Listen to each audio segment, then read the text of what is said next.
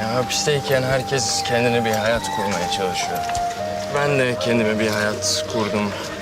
İçinde seninle olan bir hayat. Bu adamdan sana fayda gelmez. Kimseye gelmez.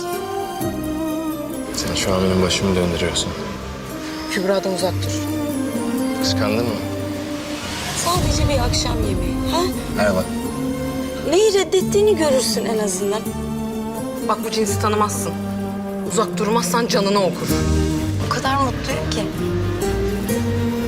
Masal gibi. Babası şerefsiz ama kızın ne suçu var ki? Emil'le benim ne günahımız vardı? Bilmiyorum, sen de biraz fazla mı hızlı gittik acaba ya? Bu çocukla görüşmeye devam edersen bana sakın selam verme. Sibel, sen ne ima etmeye çalışıyorsun? Senden uzak kalamıyorum. Yiğit, babam gelecek, ne olur git. Kübra!